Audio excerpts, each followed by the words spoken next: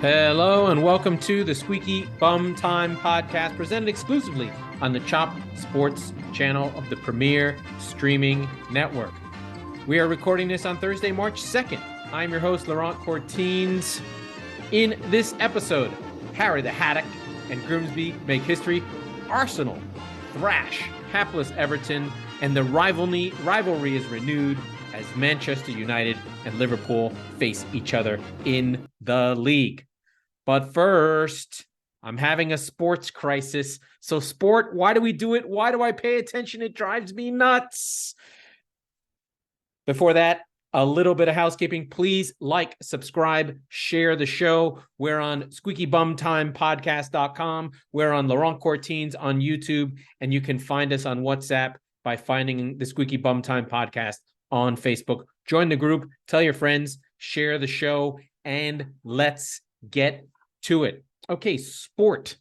I know this is a little bit outside of the bounds of this, but this week was a little bit of a drag on the season and a little bit of like trying to get up for it.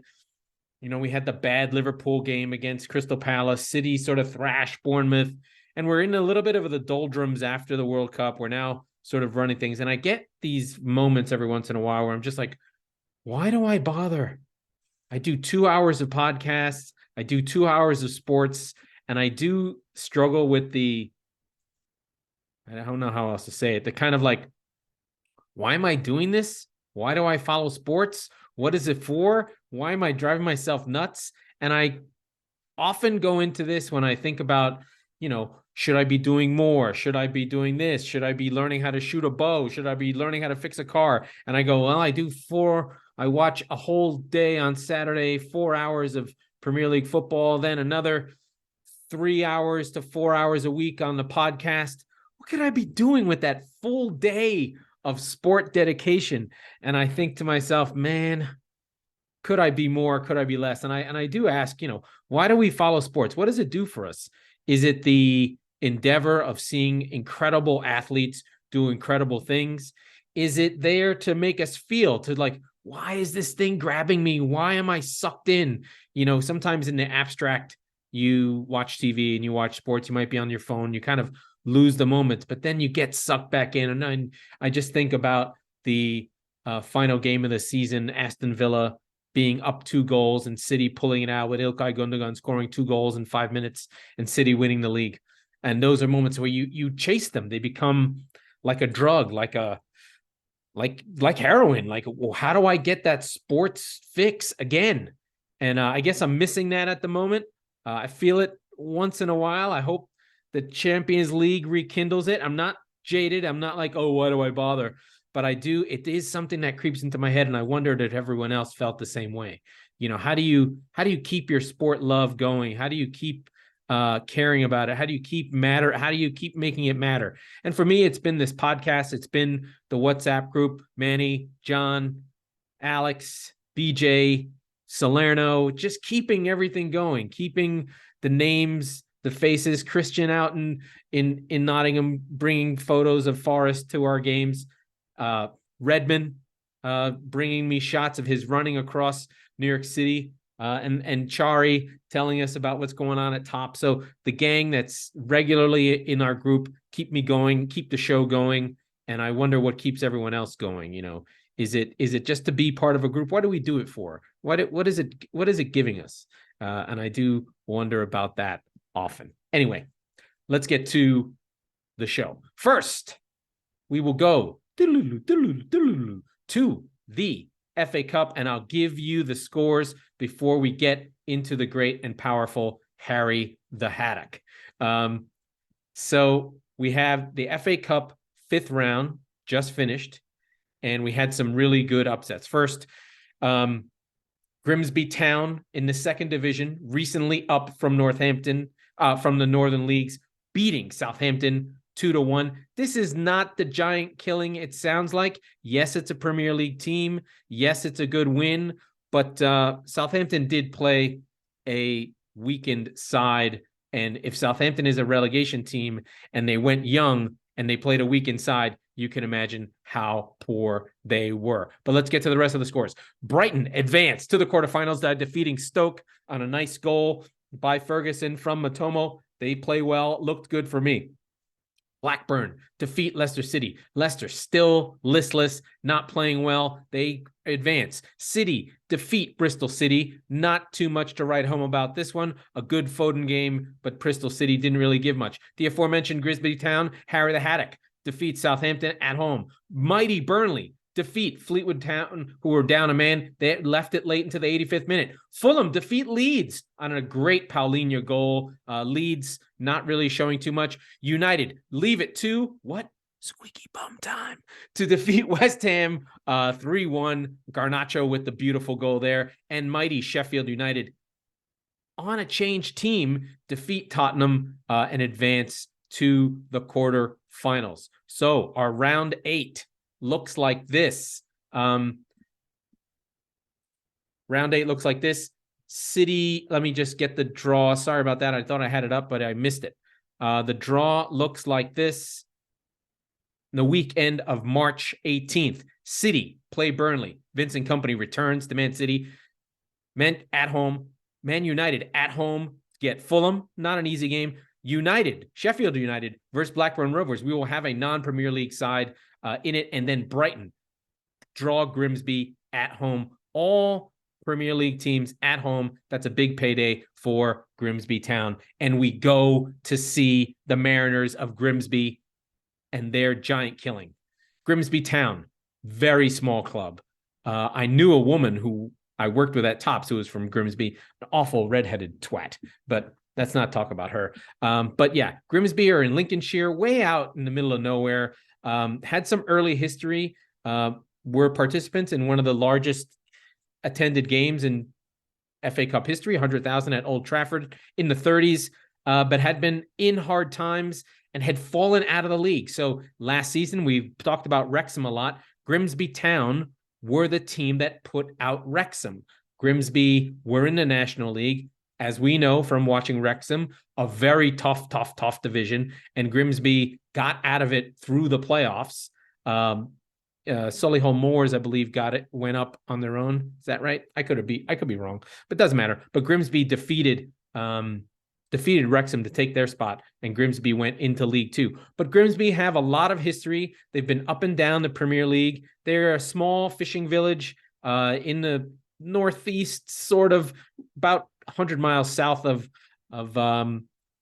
Newcastle, in the kind of like that eastern side of England where no one lives. Everybody lives in the center, in the middle, and in the western sides. The eastern side's all marsh and kind of weird, and so it's a little bit more isolated. Grimsby is well supported where they are from, but a small town.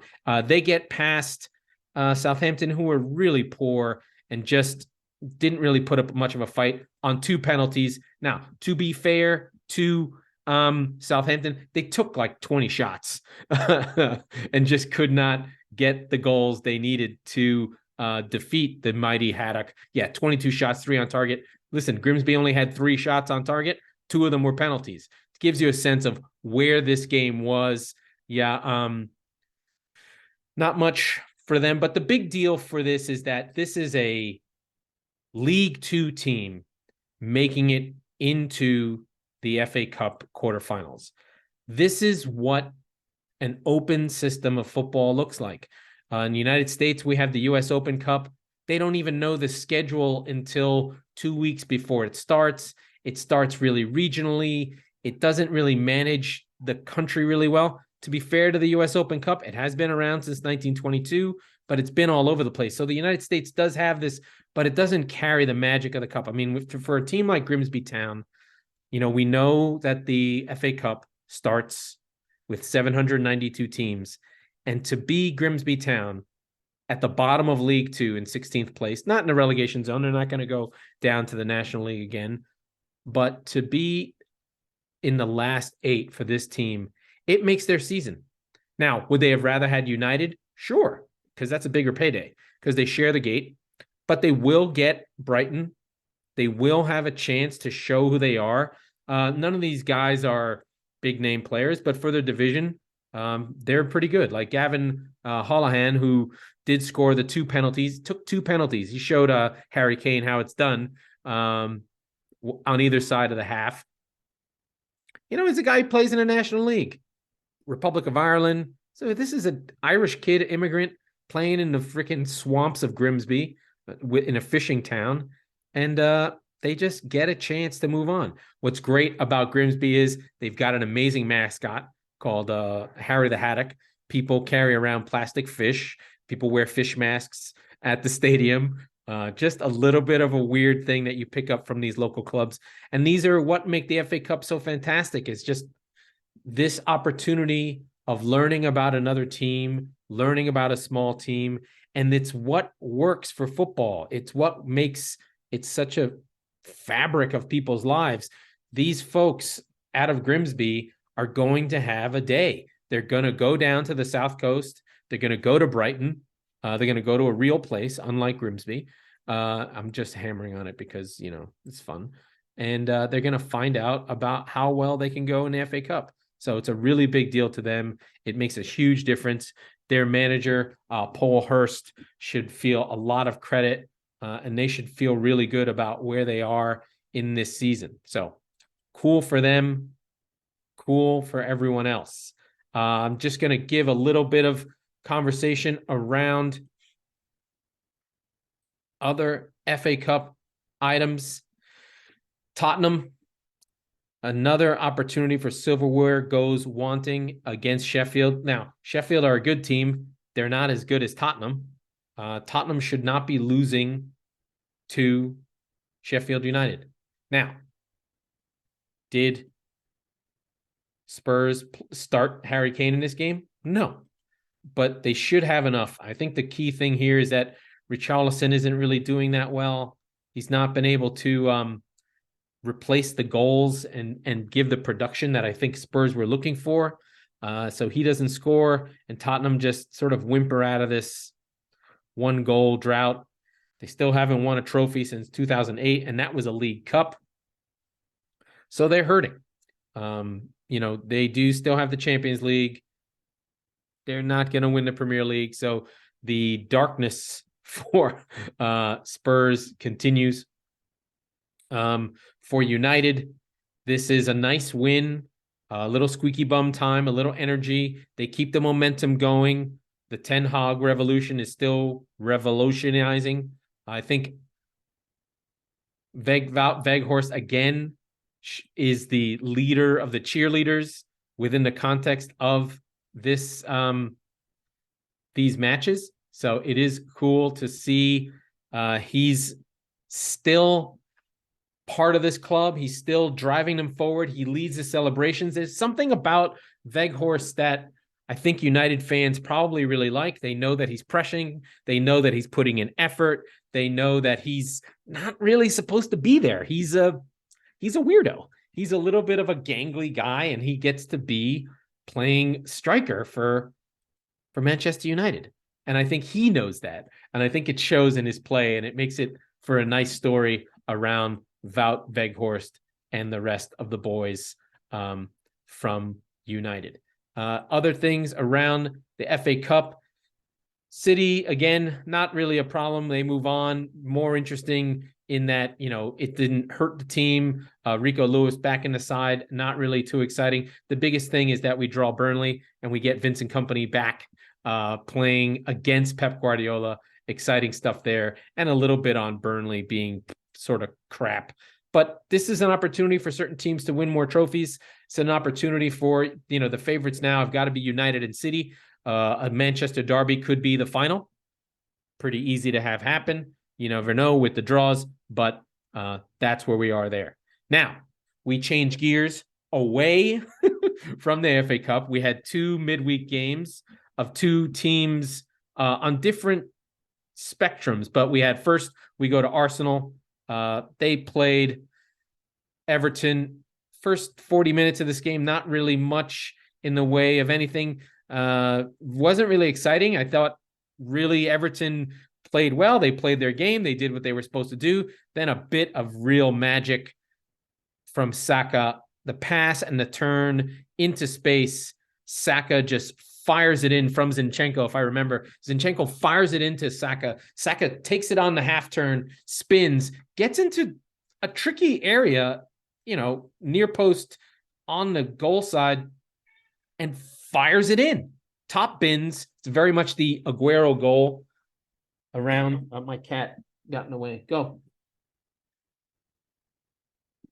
Very much the Aguero style top bins. And once the goal came, then Martinelli got another one on a mistake by that Saka actually created on a mistake by Gay. So Arsenal went in level 2-0. And then I think Everton were cooked. Odegaard with a really nice goal, deflected in, and then Martinelli with another one off his right foot. And Arsenal cruise 3-0, really not a problem. 4-0, really not a problem. They cement, this is the world famous game in hand, that when you're charging for the title, you need it. So they are now 5 points clear of City. 5 points, a goal, a draw, and a loss. So not that much, but it just means that, they have a loss that they can give. There's going to be tougher games, but I think the blip that we saw from Arsenal was righted. They had the issue at Aston Villa. That big comeback really made a difference on the 2 games they lost. Then you have the Leicester game, which was so easy. It was so weird. But Arsenal back in the driver's seat, back moving again, got everything in line. There's a lot of Jorginho love coming. There's a lot of Trossard love coming. I think one of the things that I find really interesting about that move was we heard them wanting Mudryk and I don't remember the other central. They were in for somebody, but they clearly had another plan, pivoted quickly, went to Trossard. Boom, boom. Oh, then they got Jorginho. Boom, boom. Not a problem. Like, they had contingency plan. They probably had like 5 or 6 names ready to go. And that's the sign of a good club. I think if you remember, United would get into trouble with this. They would have one target and just chase. And we saw that last offseason in the transfer market with De Jong, and then they get Casemiro, and we were like, oh, what's this? Is this just a bad deal? And it ends up working out, but it was a weird transfer market and a weird process on how they got that moving. And so I think about that and the way Arsenal did their business, and they recharge. I think the Trossard move is really good. It sort of solidifies the Saka, Martinelli, Odegaard group with Trossard as a strong 3. Jesus will come back. There's a little bit of refreshing, a little bit of push. On the Everton side, they need goals. Neil Maupay is just... He was a problem for Brighton in scoring goals, and now he's not even taking shots. Brighton created more than enough chances for him to score. Now he's just fluffing. He had a couple chances to get in on, didn't take a shot, took extra touches, chances went longing, and he got pulled. So the issue for the great and powerful Everton is, it's nice. They played okay. They had opportunities. They didn't have like a bad goal difference. They had a XG of 1.2, which is decent, even though they gave up XG of 0.3. They shot themselves in the foot, so that's fine. But they need to score goals. They put 5 shots on target, which is a good number for Everton. When they put 5 shots on target, they need a goal out of that. So that's where they are. And then we go on to our friends at Liverpool. This was a tricky game, I thought. Sort of quiet for a while. Let me just make sure I got the right game. There are games that pop into my head and then I forget I forget what actually happened in them. Yeah, this game was left late. It was 0-0. Van Dijk with the goal, then Salah late. Yeah. And Liverpool huffed and puffed. I thought they created chances. I thought they played well. I think for Liverpool, these clean sheets are good. They have 2 clean sheets in a row. And their problem was defensive. They were giving up too many goals and too many opportunities. And they really didn't give Wolves anything. Only 1 shot on target. So good baby steps for Liverpool. Moving into 6th. Getting themselves in a position for, of the top 6, now Liverpool in 6th. Newcastle and Spurs feel weak to me. And Liverpool is right on their heels now. Liverpool can take one of their spots. They're 6 points behind Spurs, but their goal difference is the same. Their quality is the same. They're both a little bit flawed at this point. I think if you look at the underlying numbers, the XG difference against Liverpool stands at 10. Spurs is at 6, excuse me. So in terms of quality, Liverpool are the best of the group. Aside from Newcastle, whose was much higher, but theirs is mostly based on defensive numbers. Liverpool's actually right in line with where you'd expect. They have a goal difference of 12. Their XG is 10. So they're essentially playing as you'd expect them to. And then Newcastle probably are in a dip in form. They're probably a step away. So it's really between Liverpool and Spurs.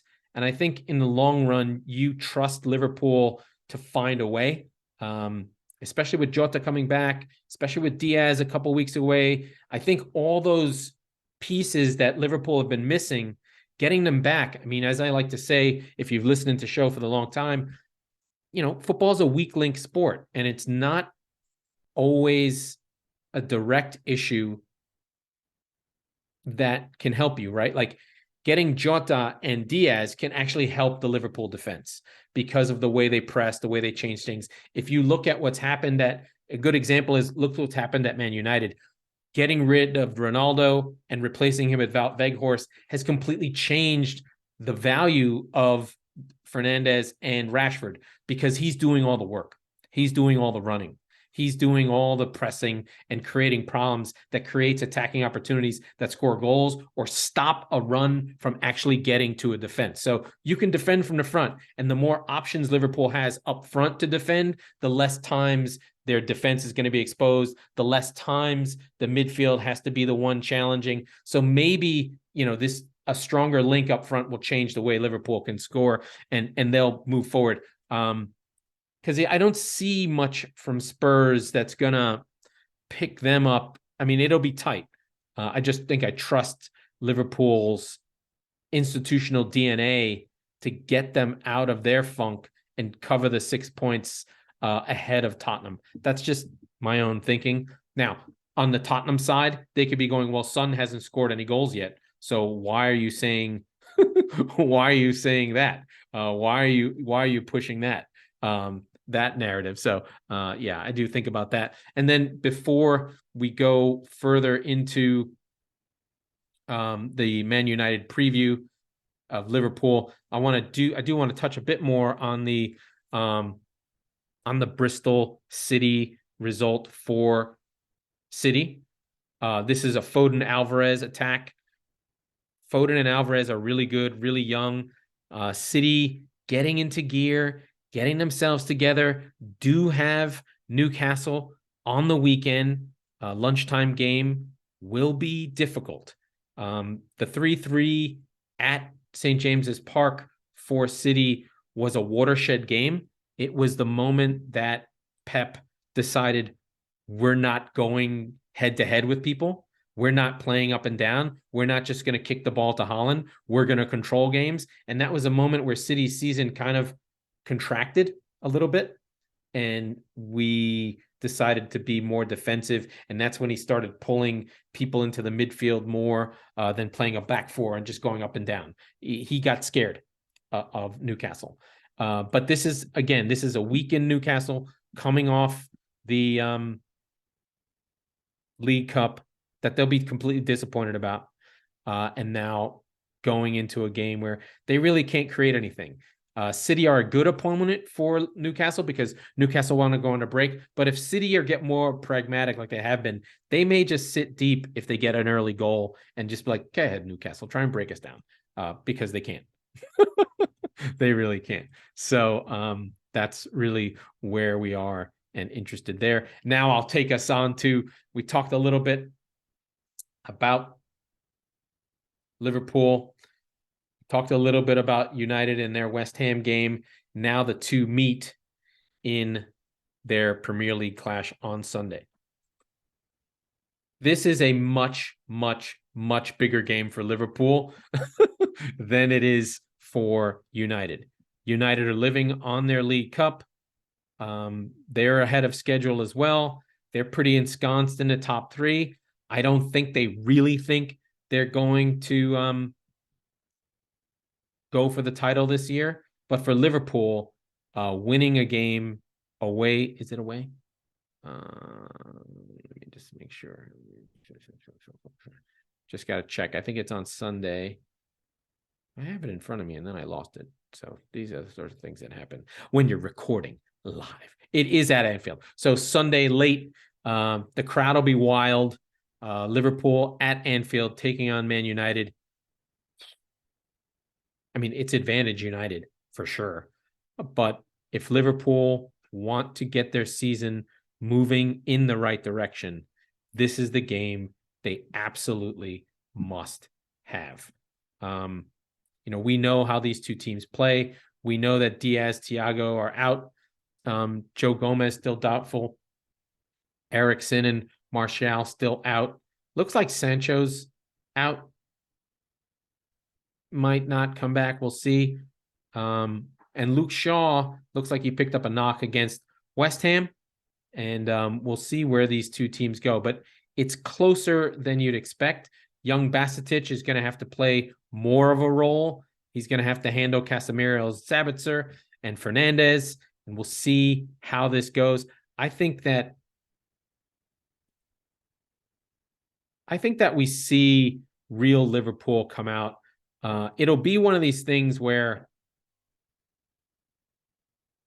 if United can survive the first 25 minutes against Liverpool and not concede, then I think they'll win. But if Liverpool can score a couple early or a goal early, put pressure on United, then I think the crowd at Anfield will push them on. I don't view this as a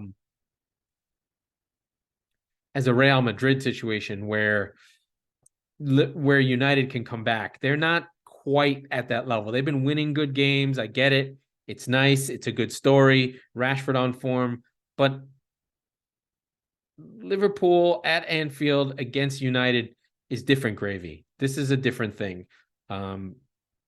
Klopp will be into the boys to try and find a way forward and get this thing done. Van Dijk being back is a big deal. But we'll see what happens there. It's 6 versus 3. There's a 10-point gap. One thing that's interesting historically is how Liverpool and Manchester United are never great at the same time. It's like there can only be one red team that's really good at the same time. I'd love for it to have happened one day where it's Liverpool and Man United being in the City Liverpool spot or the Man United Arsenal spot where they go head to head for 5 years, but they're really good. I don't know if those days are ever going to be back.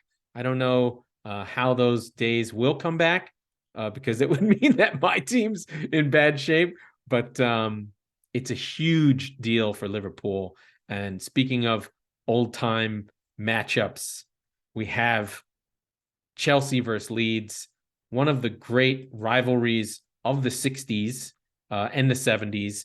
I don't know if you know this, but we'll go in the history machine. Leeds represent Yorkshire and working class, and Chelsea in the 60s represented swinging London. They had, rest in peace, Raquel Welch was one of their fans. And there was a moment in the 60s where Chelsea were fashionable in the King's Row in London. And there was a famous clash in the FA Cup final 1970 where it was just pure violence. And while Chelsea was the flash team, Leeds and Chelsea played the same way. They were both heavy defense, heavy, getting stuck in kind of style. And when they went against each other, they were just kicked the shit out of each other, blood everywhere, shins cracking, and just rough housing stuff. And it was only until Leeds went down in 2004 that rivalry really ended. There's a couple of polls, and you can look them up on Wikipedia, around Chelsea and Leeds just having this eternal connection between them. Now, neither of these teams come in great form. We know about Leeds. They're in the relegation zone, but they keep playing well, but not putting anything together. On the other side, we have Chelsea that is just a complete mess. Potter has got to win these games. I mean, if there's a must win for Potter, it's got to be this. I mean, we cannot say it enough. And now that Thiago Silva is out for Chelsea, this is a massive, massive game. Potter has to find a way to win. I think if he loses, he's got to get fired. I mean, it's not like Bowley is some kind of altruistic guy. It's just he has to fire him because the team's a mess. We like what's happening with Javi Gracia at Leeds. He's going to bring some stability. Maybe that will be in Chelsea's favor, but this is about as must-win a game as you'll find. There's nothing from the board from Chelsea that's saying they're going to fire him, but this is one of those things where Bowley is going to very quickly learn that the fans are a fourth estate in football. And if they don't, and if Chelsea have another bad performance at home versus Leeds in the relegation zone, they will riot. They will throw shit at him. If Potter thinks that his family is getting harassed and attacked and getting terrible notes sent to them now, wait till you lose to fucking Leeds, one of Chelsea's historical rivals. And anyone who knows anything about the club knows that this is a big one and knows that this one matters and knows that this is a fight to the death and knows that Chelsea are now sinking and falling apart. And if Potter does not find a level of aggression that he can convey to his side that this matters, he should get out there and start fucking kicking guys in the kneecaps, because it's time for Chelsea to show that you are a team and not a bunch of fucking mercenaries there for a check. Play for the badge. That lion means something. Have hearts of lions. You know that Leeds is going to bring it. Every one of those guys who plays for Leeds, the fans at Leeds demand that from the players. And Gracia gets that. He's a football man. He'll convey that to the players. And I think Ellen Road does lift the team so the players know, even though they're going on the road to Stamford Bridge, they'll get that feeling. I don't know if the Chelsea players are connected to the club enough to feel the sort of pain of the fans. But there's a couple other games I'd like to go through. I'll just run down the schedule. Early on Saturday, I'll be up at 5:30. No, I won't. City go host Newcastle in a big game. Arsenal get Bournemouth at home, about as cakewalk as a cakewalk can be. Aston Villa and Crystal Palace at Villa Park. Crystal Palace need a win. Too many draws. Aston Villa flying, playing well. The aforementioned Chelsea host Leeds United. Brighton play West Ham. That should be a good one. I'm kind of interested in how Brighton play against West Ham. West Ham still need a win. The mighty, powerful Wolves take on Tottenham at the Molineux. I do not want to watch this game. Then a relegation 6-pointer. Southampton v Leicester. Leicester need a good result after just being terrible against in the FA Cup and against Arsenal. I should mention Leicester beat Southampton twice, 9-0, or once. Could be bad. Then a real relegation 6-pointer at home, Nottingham Forest versus Everton. Everton desperate for this game. Tricky Trees slipping back down into the relegation zone. They need their home ground. I could see this being a 0-0 or 1-1. Then Liverpool, Man United at Anfield late on Sunday. And we have a Monday nighter. Brentford at home at night versus Fulham. Brentford at home at night. That's just about as money in the bank as a game you can find. But yeah, that's the schedule. Let's just make sure that we cover off our FA Cup. So in 2 weeks' time, we've got the FA Cup quarterfinals, City versus Burnley, Man United, Fulham, Sheffield versus Blackburn, Brighton versus Grimsby. And we have this weekend what I just read. There's so many games going on. Then we'll have more European games. We'll have more games. Ugh, football, man. Football is crazy. Football makes you feel. Football keeps you on your toes. I think that's all I've got for today. Trying to think of anything else that's out there in my brain as I think about where we are for the Premier League, where we are in the FA Cup, where we are for Chelsea and Leeds, where we are for United and Liverpool, where we are for Arsenal. Arsenal with a 5-point lead, taking it down the stretch. I did hear a stat. You ready for this? Only 3 teams with 5-point leads after 25 games have ever blown the title. Newcastle 95-96, Arsenal 2003-2002, and then they became the Invincibles, and one other team. So it's about as close to being locked up as possible, but it's City chasing you. City are tough. City will come. I'm looking at City and feeling good about where they are now. So title race continues, games continue, and I am out of here. Okay, that was the Squeaky Bum Time podcast with Laurent Courtines. We are the football wing of the Chop Sports channel, presented exclusively by the Premier Streaming Network. We record on Mondays and Thursdays, so be sure to subscribe wherever you get your podcasts so you never miss an episode. And if you're listening on Apple, please rate and review the show. It means everything to us. And go on, Harvey the Haddock. Go on, Grimsby. See you later.